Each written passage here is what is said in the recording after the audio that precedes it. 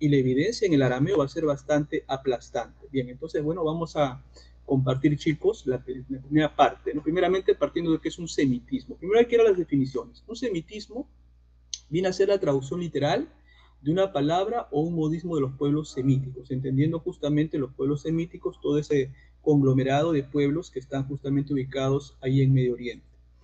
Ahora, lo primero que tenemos que hacer en el texto griego, tenemos que proceder a la identificación. Entonces, cuando nosotros veamos ciertos nombres de lugares, de personas, frases, vamos a notar que no están en hebreo, sino en el arameo. Entonces vamos a comenzar con eso. Para ello planteamos tres criterios. Primero, un análisis de tipo lingüístico, después los modelos dialécticos para el arameo y el hebreo, y finalmente la pregunta que viene a caso, ¿no? ¿Arameo o hebreo? Esa es la pregunta que se plantea en esta presentación. Bien, en el análisis lingüístico, queridos amigos, vamos a ver el papel vital del arameo, o sea, en el idioma de las palabras de Jesús, de Yeshua en hebreo, sus primeros seguidores y las palabras y oraciones en arameo, no en hebreo, que ellos van a usar en el Nuevo Testamento. Por ejemplo, la palabra talita kumi lo vemos en el texto hebreo, perdón, el texto griego de Marcos 5:41. La palabra efatá lo vemos en Marcos 7:34. La palabra abá lo vemos en Marcos 14:36, Romanos 8:15 y Gálatas 4:6. Elí, Elí, lama sabactani, lo vemos en Marcos 15:34 y en Mateo 27:46. Hoshana, sálvanos ya. Marcos 11:9-10, Mateo 21:9 y Juan 12:13. Y la palabra corbán, esta palabra sí viene del hebreo, pero vamos a ver que hay un mayor porcentaje del arameo. Esto es en Marcos 7:11. Entonces, para que el pueblo lo pueda apreciar en el texto griego, me he tomado el trabajo de tomar el texto griego, y fíjense que aún a pesar de que el texto está en griego, está esta palabra aramea, que no ha sido traducida. Entonces nosotros notamos que hay, digamos, arameísmos ahí, pero yo no me podría haber tentado a decir que hay un Nuevo Testamento en arameo, eso sería completamente fuera de lugar. Lo que sí podría decir es que hay rastros, ¿no? Rastros dentro del texto griego. Ahora, esta palabra talita kumi ha sido traducido como niña joven, levántate. La palabra éfata en el texto de Marcos 7:34, ábrete, ¿no?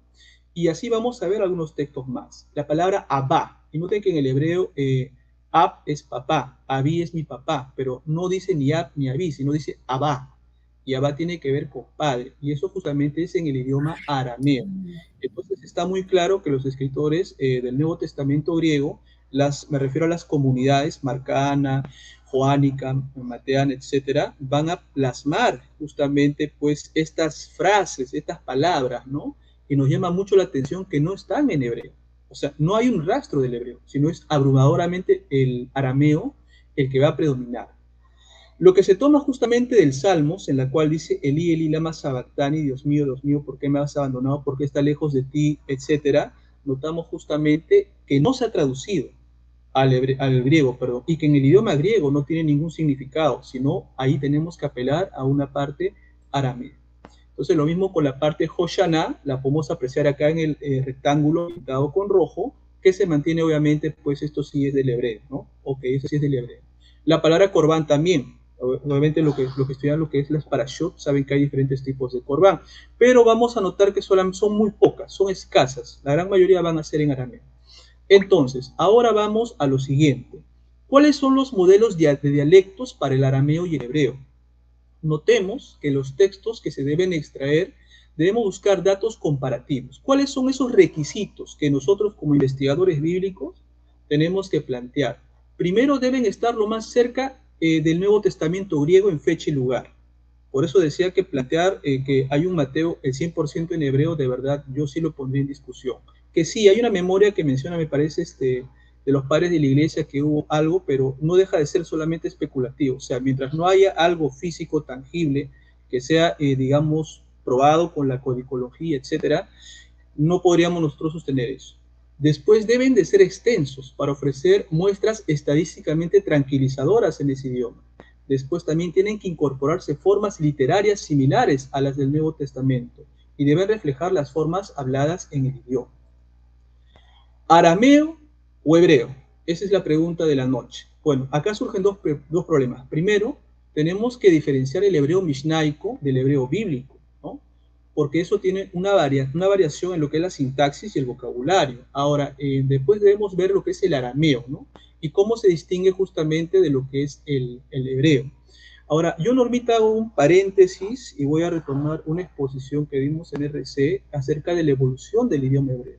Nosotros notamos justamente que hay una autora, Ada Yardeni, de Israel mismo, que saca un libro de gramática, y en el mismo libro ella plantea la evolución del hebreo, o sea que pasa del proto-cananeo, correcto, al fenicio, al arameo, arameo imperial, etcétera, finalmente al idioma hebreo, porque a veces las personas dicen, no, que el hebreo, pero no se dan cuenta que incluso en el mismo Israel ya se sabe cuál es la evolución del idioma, entonces a veces se cae en ese tema de el hebreo, no, se ignora justamente el proceso de evolución de una lengua. Entonces, el libro, como decía, es de Ada Yardeni, es del año 2004, una autora que escribe en el idioma inglés. Bien, continúo. Entonces, cerrando el paréntesis, vamos a hablar el tema acerca de los datos lingüísticos, que van a favorecer la presunción de la influencia del arameo, ¿sí? O del hebreo sobre el griego. Por eso acá van a haber palabras que no van a ser traducidas, como algunas que hemos mostrado. Entonces vamos nosotros a notar que hay una huella. Como decía, no podría yo verme tentado a decir que hay un texto como tal. Ahora, referente, gente, a los semitismos, tenemos que notar que hay traducciones literarias del idioma griego de una expresión semítica. Por ejemplo, el pronombre reflexivo se, asimismo, en hebreo con frecuencia se expresa con la palabra nafsho, su alma, pero esta concepción de alma debe diferenciarse de la psique. Por ejemplo, sabemos que en el griego la psique tiene que ver justamente con el alma y es entendido como una mariposa. Entonces, no es exactamente lo mismo, sino que a veces nosotros, como no conocemos las culturas que vienen del Oriente, solemos aplicar nuestra tradición occidental a esos textos, pues justamente que vienen de allá, ¿no? Pero tenemos que ver un poquito las influencias de los imperios y los periodos reaccionarios. Bien, el otro término para nosotros analizar es carne. En hebreo carne es basar, ¿no? Y sabemos nosotros que en el griego es la palabra sars. Significa que la persona humana está completa en cuanto a su precaria mortalidad, pero no en el cuerpo, ni aún menos en las pasiones corporales, ni en el tema del sexo. Bueno, y haciendo un pequeño paréntesis con un amigo, vamos a tratar pronto el tema del sexo en el Tanaj y también en el Nuevo Testamento y también, bueno, las culturas griegas. Bueno, cerramos ese tema del paréntesis. Bien, ahora nos interesa analizar el arameo como idioma de Jesús de Nazaret o Yeshua de Nazaret. Entonces vamos a revisar algunas evidencias que hemos podido nosotros recopilar. Recomendamos este libro llamado Las Palabras de Jesús en el original arameo. Lo pueden encontrar en Amazon, del autor Stephen Andrew Misick, ¿sí? Entonces vamos a revisar un poco algunas ideas. Notamos que Jesús va a actuar como un meturgemán. A veces una palabra un poquito compleja. El meturgemán va a ser una suerte de traductor. ¿Por qué razón? Porque fíjense que cuando Jesús de Nazaret está en el madero, justamente va a citar el Salmo, le dice Elí, Elí, lama sabactani. Pero ahora hay que analizar otro punto muy interesante. En la tierra de Israel, en el periodo del Segundo Templo, posiblemente se hablaban 4 idiomas. ¿Cuáles serían los 4? Primeramente, el latín, en el cual se comunicaban los soldados romanos, el griego, que era un idioma universal para que se comuniquen, obviamente, pues, la población local con, digamos así, los romanos. El arameo, que va a ser el idioma predominante justamente en el norte. De hecho, ahí se plantea que vienen los más grandes revolucionarios en la época del Segundo Templo. Y hay autores como Bermejo que dicen que Jesús fue un revolucionario, ¿no? Y da obviamente muchas evidencias muy interesantes. Y obviamente el hebreo, que era más hablado solamente en la parte litúrgica, por así decirlo. Entonces, veríamos nosotros que él hace este papel de meturgemán, ¿no? Por eso notamos que cuando dice Elí, Elí, algunos piensan que llamaba a Elías. Y eso nos demuestra que tanto en el norte y en el sur se hablan dialectos distintos. ¿Por qué razón? Más adelante en la presentación vamos a ver cómo la gente de Jerusalén se burla de la gente del norte, ¿no? Por la parte de las palabras que van a expresar, ¿no? Por su acento, por así decirlo. Entonces, hay muchos eruditos que suponen que Jesús pudo haber recitado el Salmo 22 en arameo, en su totalidad. Es lo que opinan algunos eruditos, ¿no? Entonces, nosotros tenemos que tener esto bien claro para seguir rastreando cuáles son los arameísmos que nosotros vamos a encontrar en el texto griego del Nuevo Testamento. Ahora, el autor llamado Namara va a citar Lucas 6:36 en lo siguiente, cuando dice, sed misericordiosos, como vuestro Padre que es misericordioso, va a describir su relación con la traducción de Levítico del Targum Pseudo Yonatán. Entonces, acá ponemos la presentación de dicho Targum, y es muy interesante, Norma, lo que dice, pueblo mío, hijos de Israel, como nuestro Padre es misericordioso en los cielos, así seréis vosotros misericordiosos en la tierra. O sea, si notamos, hay un paralelo bastante interesante. Entonces podemos notar que ha habido una familiarización de los redactores del Nuevo Testamento justamente con lo que correspondía justamente a los Targunín. Entonces posiblemente se ponen bocas de Jesús estos dichos y notaríamos que hay una correlación bastante interesante. Son Ahora, como frases de uso popular, se puede decir. sí, y de hecho ahí hago otro pequeño paréntesis. Sabemos nosotros que hay un grupo anticristiano llamado Ora Hamed que saca un estudio llamado Las palabras de Yeshua el plagiador. Y cuando se hace la comparación entre las palabras de Mateo, las citas del Talmud y de otros textos, que si bien es cierto sabemos que difieren en tiempo y espacio, notamos que hay una correlación, pero eso no significa un plagio. Por ejemplo, digamos, un refrán lo podemos usar todos, tanto acá en Perú y en México, y no significa que nosotros estemos plagiando al otro, sino que es algo de uso bastante común. Pero estos sectores como que hacen ver a la persona o el personaje de Jesús de Nazaret como un plagio, ¿no? Pero estamos nosotros mostrando que no necesariamente, porque los que van a redactar esto, sí lo van a escribir pues en un tiempo que ya va a ser esto de uso bastante común. Pero aún así, Normita, no nos podríamos ver tentados a decir que ha habido un, digamos, pues, original en hebreo. O sea, al menos yo no me arriesgaría a semejante cosa hasta que no haya papiros o pergaminos que así lo demuestren.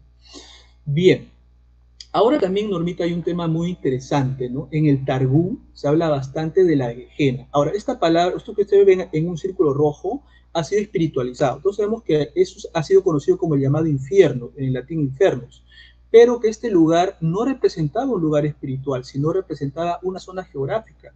Y de hecho en Israel, en este lugar llamado la Gehenna, o el infierno, como mal traduce más adelante Jerónimo Estridón, no es un lugar espiritual, es un lugar físico, y la gente se da una vueltita por aquí, por el infierno, a hacer picnic ahorita en Israel. Entonces, Yeshua en sus enseñanzas, o Jesús, a menudo advertía del fuego de la Gehenna, entendiendo que en este lugar llamado la Gehenna se quemaba la basura. Recordamos el libro de Números, en la cual se trata mucho de los sacrificios humanos de los niños, y se quemaban los cuerpos de los criminales. Entonces, esta zona va a ser después espiritualizada a un lugar de tormento eterno, pero no corresponde necesariamente con el, digamos, lugar geográfico, ni la situación vital que correspondía a este lugar llamado el Gehenna, mal traducido por infierno. Ahora, Gehenna es una palabra aramea, que viene del topónimo hebreo gei, nom, que se va a convertir en un eufemismo para los fuegos del crematorio, donde se quemaba la basura de la ciudad y los cadáveres de los criminales. En Marcos 9, 44 y 48, Jesús o Yeshua se refiere a Isaías 66, 24 como una referencia a la Gehenna, ¿no? Entonces, acá notamos justamente que hay otra correlación, porque en el Targum también se va a citar a lo que va a ser la Gehenna. Entonces notamos otra palabra más de origen, pues, bastante arameo. Bien. Hay otra palabra que también es muy interesante, la palabra Sheol, ¿no? Obviamente en arameo vamos a notar que se habla pues a buscar un equivalente al llamado Hades. Sabemos que en el Nuevo Testamento griego también aparece la palabra Hades, pero Sheol en arameo va a ser un reino sombrío de espíritus que han partido, no necesariamente un lugar como lo plantea Dante Alighieri en lo que es la Divina Comedia, en los 7 círculos del infierno, o lo que plantea pues en la Odisea, cuando Odiseo de Ítaca va a hablar con Tiresias y ve el alma justamente pues de los guerreros griegos, como son pues algunos están ahí, etcétera, ¿no? Entonces, esa palabra me parece, Norma, interesante, ¿no? De hecho, en Mateo 11, 23 y Lucas 10, 15 dice Cafarnahum o Cafarnahum será batida hasta el Sheol. En Mateo 16, 18, las puertas del Sheol no pueden prevalecer contra la comunidad. Ahí aparece la palabra eclesía y se traduce por iglesia, pero no se define qué es una iglesia. Por eso yo lo he traducido como comunidad, aunque también podría ser asamblea. Se entiende el conglomerado de personas. En Apocalipsis 1:18, Jesús, el Hijo del Hombre, posee ahora las llaves del Sheol y de la muerte. En Apocalipsis 6:8, el Sheol sigue al cuarto jinete llamado la muerte. en Apocalipsis 20, 13, 14. La muerte y el Sheol van a ser arrojados al lago de fuego, ¿sí? Entre paréntesis a lo que sería la Gehenna. Bien, ahora noto yo, Norma, que en el Nuevo Testamento griego no aparece la palabra Abí o Ab, sino la palabra Abba. Entonces la palabra con la que se le pone a Jesús de Nazaret en su vinculación con el Padre Celestial es la palabra Abba. Porque yo he visto autores pues confesionales que le ponen, por ejemplo, los testigos de Jehová le ponen ese nombre, los del nombre sagrado le ponen el nombre Yah, etcétera, pero no hay una referencia como tal. Lo que sí tenemos es la palabra Abba, ¿no? Que es una palabra aramea. Como decía, la palabra hebrea para papá es, o para mi padre es Abí, ¿no? Y algunos especialistas dicen que la palabra Abba actualmente en el arameo se pronuncia como Babá, o sea que ha tenido obviamente una evolución. Entonces notamos que, así es, así es. Entonces notamos que Jesús de Nazaret clama Abba, Padre, ¿dónde? En el huerto del Getsemaní. Entonces me parece, Normita, esto crucial porque en el texto griego hay rastros de arameísmos. Eso me parece bastante importante de compartir. Hay una carta, no recuerdo ahorita si es de Pablo, donde dice también esa palabra, ¿no? Que hace que nuestro espíritu clame a Padre. O sea, usa Padre. Sí, correcto, Normita, con lo cual pues vamos sumando más evidencias de que el texto griego tiene arameísmos, entonces es importante ver eso, ¿no? Ahora, hay una palabra también importante, la palabra nazoreano. Entonces, noten que Judas, o sea, en este caso se refieren a Judas, el traidor, ¿no? Obviamente, va a recibir una banda de oficiales y van a buscar a quién, a Jesús el Nazareno. Y esta palabra, obviamente, se traduce en español, pero mantiene una raíz, obviamente, aramea, ¿no? Y esto también lo vamos a ver nosotros en Mateo 26, 71. Entonces, otra pequeña evidencia más que va aportando, digamos, hablando de porcentajes, un porcentaje recontra más del 70% del arameo versus, digamos, un 15%, un 10% de hebreo. O sea, la presencia del arameo es bastante impresionante. Ahora quiero ver evidencias arqueológicas, porque obviamente también tienen que haber lugares en las cuales pues se ha planteado nombres en arameo, ¿no? Y eso es lo que nos interesa compartir. Por ejemplo, hay un consenso académico en que el arameo era el idioma que hablaba Jesús de Nazaret. Yo por ahí he escuchado círculos confesionales, no voy a mencionarlos por respeto a ellos, que dicen que era el idioma hebreo, pero tristemente no es lo que puedo apreciar en el Nuevo Testamento griego, sino sí hay una que otra palabra en hebreo, pero es mucho más abrumadora y aplastante la evidencia de lo que es en el arameo. Entonces, a raíz de los descubrimientos que se van a hacer en Qumran, vamos a ver algunos de ellos. Por ejemplo, la profecía de Bilam, hijo de Beor, se encontró en el arameo. La lápida del rey Usías, hijo de David, en arameo. La inscripción de Tel Dan, casa de David, en arameo. Los papiros de Elefantina, el osario de Cayafa, las inscripciones de Nazaret, los rollos de Bar Kokhba, y eso yo lo compartí el domingo pasado, porque yo le decía a los chicos que están estudiando con nosotros que hay cartas de Bar Kokhba, ¿no? Y ahí hice un paréntesis a un especialista en Nuevo Testamento, que él dice que Jesús de Nazaret, obviamente hablaba, el griego. Yo le dije, claro, es posible, pero no menciona nada del arameo. Y acá vemos en las cartas de Bar Kokhba que sí seguía usando el arameo. Entonces, es otra evidencia de que este idioma no dejó de usarse. Bien, entonces mostremos cortamente para hacerlo un poco más dinámico. En el caso de la tumba del rey Usías, ¿sí? Va a ser identificada por el profesor Eliezer Lipa Zukenik en 1931 en el monasterio ruso sobre el Monte de los Olivos. Esta placa que podemos ver justamente está en lo que es el arameo, ¿no? Entonces notamos algo interesante. El arameo en esa época, pues, del Segundo Templo, ¿no? O colindante al Segundo Templo. Bien. También está la estela de Tel Dan, ¿no? Acá tenemos la primera evidencia histórica que habla del rey David. O sea, hay una cosa interesante, ¿no? Sabemos que también hay círculos mitistas que niegan que han existido ciertos personajes del Antiguo Testamento, del Tanaj, pero lo que podríamos considerar es que han sido magnificados, o sea, que han sido recubiertos bajo una capa teológica muy fuerte, ¿no? Por ejemplo, en el caso de David le pasó eso, el caso de Moisés. Incluso el mismo Piñero plantea que al propio Jesús de Nazaret, por eso se habla de un Jesús teológico contra un Jesús histórico. Entonces, digamos, hay esas capas teológicas. Entonces, acá hay otra evidencia más de que se ha encontrado esto, ¿no? De la casa de David en arameo. Entonces dice, maté a Joram, hijo de Ahab, rey de Israel, y maté a Ocosíahu, hijo de Joram, rey de la casa de David, y reduje sus ciudades a ruinas y transformé su país en una desolación. O sea, una evidencia extrabíblica, obviamente, en el arameo, no en el hebreo, arameo. ¿Sí? Ahora, ¿qué opinan algunos especialistas? Porque a veces las personas dicen, no, es lo que tú dices, no, nosotros solamente somos divulgadores, no somos proselitistas. Entonces vamos a ver qué opinan los especialistas. Por ejemplo, tenemos al primer representante en el primer siglo, notamos que se hablaba el arameo y los descendientes directos de los asirios y los caldeos. El arameo era la lengua ancestral del judío común, nació en la Tierra Santa durante el primer siglo.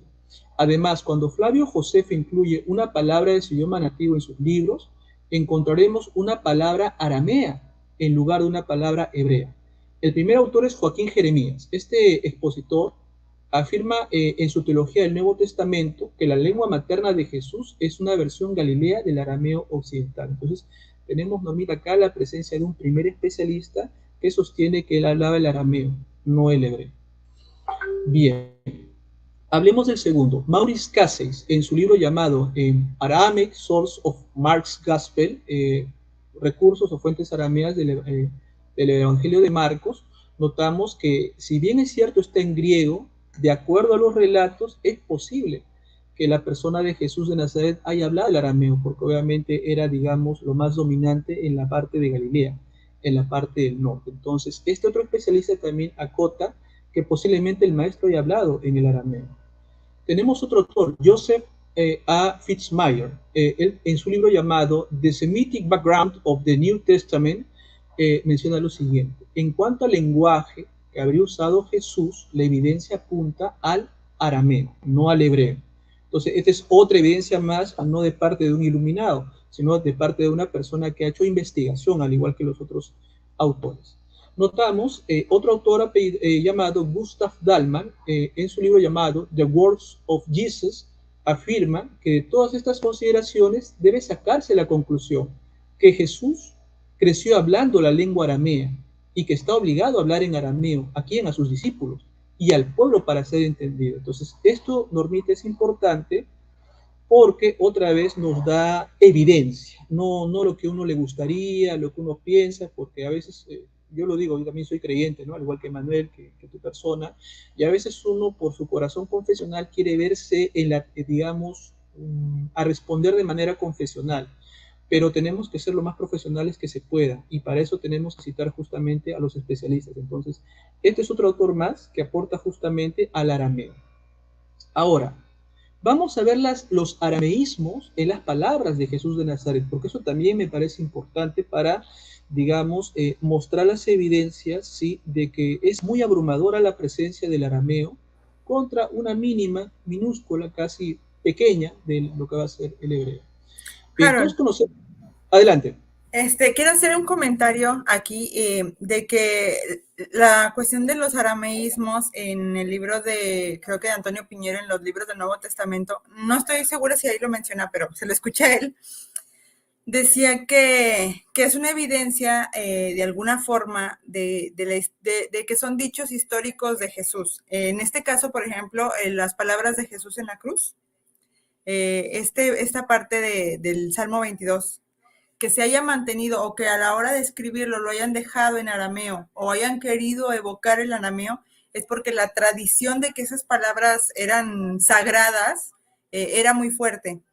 Entonces, que hayan quedado esos arameísmos allí en palabras de Yeshua, se podría de alguna forma deducir que tenemos certeza histórica de alguna forma de que esas palabras las decía él, porque era esta memoria, le llaman creo mnemotécnica, de que buscaban apreciarlas, ¿cómo se dice? Sí, mantenerlas, porque era algo sagrado, muy sagrado. Entonces, él lo dijo así lo vamos a dejar. No sé si me expliqué. Sí, perfectamente claro, Normita. Es posible porque, a ver, lo que Bar Ehrman critica bastante al Nuevo Testamento, dice, pues, Jesús no dijo esto, ¿no? Y es obvio que Jesús de Nazaret como tal no dejó ningún escrito, sino que van a ser las comunidades, en este caso las que van a poner en boca de él ciertos dichos. Pero como ahora has usado esta participación, me parece importante el filtro, por ejemplo, para nosotros, digamos, tratar de reconstruir el personaje histórico, tendríamos que ubicarnos primero dónde él habitó. Obviamente sabemos que habitó en el norte, en la Galilea, ¿no? Sabemos que hubo influencia de la cuarta filosofía, y obviamente, pues, esta influencia fue fuerte, en la cual el Galileo no tenía que someterse a un rey extranjero, sino solamente pues al Todopoderoso, por así decirlo. Entonces, si nosotros analizamos lo que se hablaba en el norte, sí, eminentemente es el arameo. Entonces, pensar en Jesús no como el Salvador, etcétera, sino como un judío común y corriente de esa zona, no sería raro que él hablara el arameo. Entonces, sí, yo creo que es muy factible, no solamente por la tradición escrita, sino también por la parte, digamos, social de ese grupo humano de personas que habitaban ese lugar y acerca de lo que ellos hablaban, pensaban, sus luchas, sus guerras. Entonces, yo sí lo creo bastante posible, ¿no? Como te digo, apelando ya a algo fuera de la Biblia, sino también a la sociología, también pues a la antropología de esos grupos étnicos, para poder, digamos, reconstruir a nuestro personaje. Excelente. Bien. Ahora veremos el arameo, las palabras que se le ponen en el Nuevo Testamento a nuestro personaje, ¿sí? Por ejemplo, tenemos el caso de Mateo 5:22. Ya, ese texto todos lo conocemos, lo hemos leído pues en diferentes versiones. Me voy a ir a la parte importante. En el Sermón de la Montaña, fíjense que aparece otra palabra en arameo llamada raka. Esta palabra no es hebrea, esta palabra es aramea. Y la palabra raka como tal no significa estúpido, porque hay traducciones que le ponen estúpido, no. Tiene que ver con lo que sería cabeza hueca. Acá le hemos puesto. Literalmente ese es el término con el cual se va a hacer énfasis en los evangelios, la palabra raka. Entonces notamos que no es una palabra hebrea, sino es una palabra aramea. Entonces eso me parece importante. Ahora nosotros también notamos otra palabra importante, la palabra mamón, ¿no? La palabra mamón entendido pues como el engaño de las riquezas, ¿no? Y esta palabra mamón va a ser prestada justamente del arameo y notamos que no se le va a traducir, ¿no? O sea, por eso notamos que dice no puedes amar a dos señores, etcétera, etcétera, pero notamos otro término arameo bastante importante. Y esta frase no se traduce, sino cuando me refiero al texto griego, perdón, notamos ahí que se mantiene esta palabra, pues, ¿no? Obviamente del arameo. Bien, vamos a pasar a otro apartado. El uso del arameo en otras partes de los evangelios y también en el Nuevo Testamento griego. Primero vamos a ver el nombre de personas en el Nuevo Testamento griego, ¿no? Por ejemplo, la palabra Cefas no es hebreo.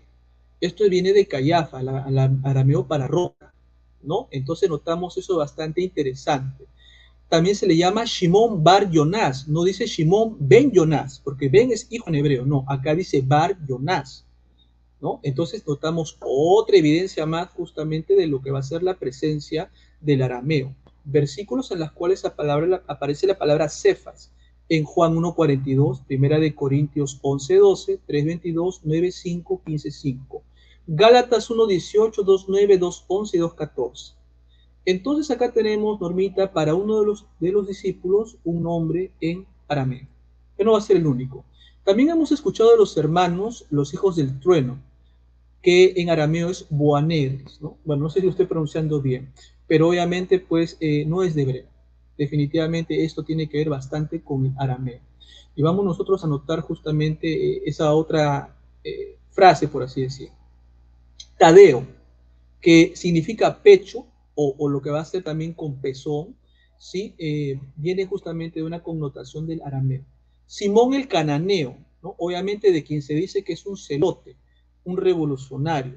Y acá otro paréntesis, justamente, no solamente Reza Aslan, sino, como decía, pues Bermejo y otros autores plantean que Jesús de Nazaret, en el personaje histórico, no fue tanto un Buda, por así decirlo. ¿Qué quiere decir con un Buda?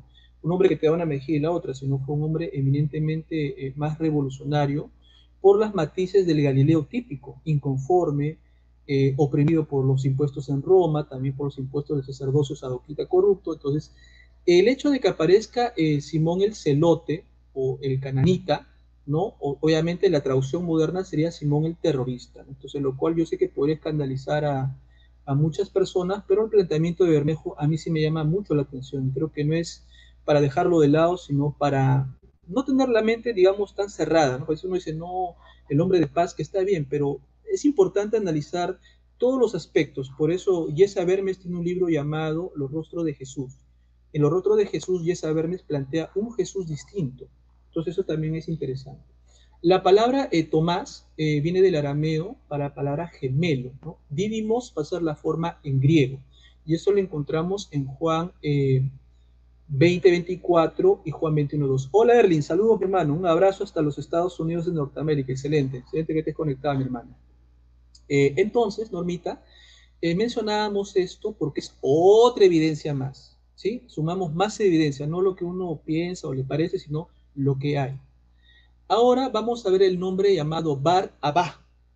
No dice Ben Abba, no, Bar Abba. Bar es hijo y Abba es padre. Entonces la persona de Barrabás sería Bar Abba, el hijo del padre. Entonces esta es otra palabra más en arameo. Entonces es interesante notar que van a haber otros nombres, por ejemplo, Marta, que significa señora, Magdala, que significa torre, Bernabé, hijo de consuelo, Bar Abás, el hijo del padre, Tabita, que es Gacela, Bar Sabás, otra vez la influencia del arameo, Silas y Lázaro, que es la forma aramea del nombre Eliezer. Entonces, nuevamente en el texto griego seguimos encontrando evidencia abrumadora del arameo en un porcentaje bastante aplastante. Como hacemos bar, es el arameo para decir hijo de, mientras que en el hebreo es ben. Por ejemplo, nosotros decimos Ben Hur, es el hijo de Hur, ese es en hebreo. Pero si nosotros decimos Bar Abba, ya obviamente eso es arameo. Entonces, acá notamos también, Normita, otras palabras como Barnabas, Bar Yoná, Bartimeos, Bar Jesús, y obviamente ya hay otra evidencia más de la influencia de lo que es el arameo. Pero no conforme con eso vamos a ver nombres en arameo en lugares en el Nuevo Testamento griego.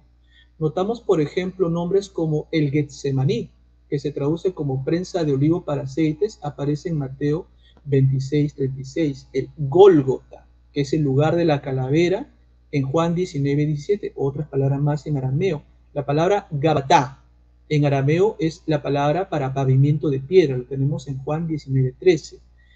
El lugar llamado Akeldama o Akeldama, que es el campo de la sangre, también es otra palabra en arameo, Hechos 1:19. Ahora veremos rápidamente lo que va a ser el dialecto arameo-galileo en el Nuevo Testamento griego. O sea, otra vez no especulo con un Nuevo Testamento hebreo o arameo, pero sí me planto en el tema de que los investigadores han notado la huella del arameo bastante poderosa en el Nuevo Testamento griego. Los galileos familia tenían un acento distintivo que ellos usaban. Recordamos nosotros el pasaje en la cual Pedro sigue de cerca para ver el juicio de Jesús. Y cuando le dice, oye, ¿no eres tú aquel que estuvo con el Nazareno? Y él lo comienza a negar. Notamos que alguien dentro del relato dice, ah, tú has estado con él, porque te delata tu acento, o sea, tu manera de hablar, ¿no? Entonces eso nos muestra justamente que había un tema, ¿no?, de lo que es ser un galileo, o sea, que por su acento. Ahora, hay otro tema importante acá, Normita, que existe una rivalidad entre los capitalinos del sur contra los provincianos de Galilea. Por eso notamos que va a haber una frase que le dice estúpido Galileo, o sea que los capitalinos de Jerusalén minimizaban como provincianos a los que venían de otras partes, sobre todo a los galileos.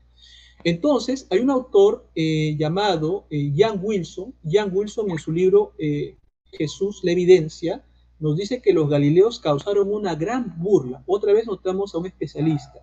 Y notaban un desprecio por parte de ¿quién? De los de Jerusalén, por su acento. Y el Talmud, si bien es cierto, es una fuente anacrónica, nos va a dar una cosa interesante. Fíjese que el Talmud va a describir la burla a un galileo en el mercado de Jerusalén.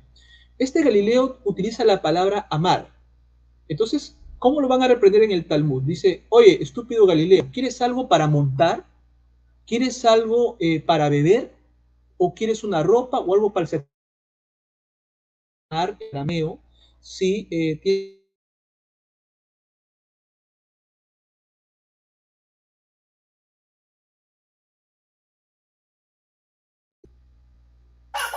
¿Se pausó allí? Sí. Hola, Normita, ¿qué tal? ¿Ahí se me escucha? Sí, ya. Sí, entonces decíamos, Normita, el Talmud nos muestra algo interesante de cómo se burlan bastante los capitalinos de Jerusalén contra los provincianos que vienen de Galilea. Entonces, eso también es muy interesante. También vamos a revisar así corto, ya con esto cerramos, la presencia del arameo en el Padre Nuestro. Fíjese que el Padre Nuestro va a tener una matriz bastante aramea, ¿no? De hecho, un expositor, Joaquín Jeremías, en su obra llamada The Prayers of Jesus, o las oraciones de Jesús, va a plantear esta tesis. La pregunta que viene es, ¿cómo sabemos que el Padre Nuestro fue compuesto en arameo y no en hebreo o griego? Cuando digo griego, no estoy diciendo que no fue escrito en griego, sino que hay una huella eminentemente aramea, ¿no? No estoy diciendo una cosa que no, pues, ¿no? Entonces, Sebastián Bruck va a señalar, hay dos versiones diferentes del Padre Nuestro en Mateo 6, del 9 al 15, y en Lucas 11, del 2 al 4, que proporcionan un indicador bastante importante. Mateo dice, perdónanos nuestras deudas, como nosotros perdonamos a nuestros deudores. Mientras que el texto lucano va a decir, perdónanos nuestros pecados. Entonces, fíjese que en el arameo, ¿sí? Y no en el hebreo, por eso lo dejo otra vez claro, la palabra para deuda y deudor se usaban con frecuencia en el mismo sentido, de pecado y pecador, cosa que no pasa con el hebreo. Entonces, en Mateo tenemos una traducción literal de las palabras arameas del maestro. Bien, Normita, ahí he concluido yo.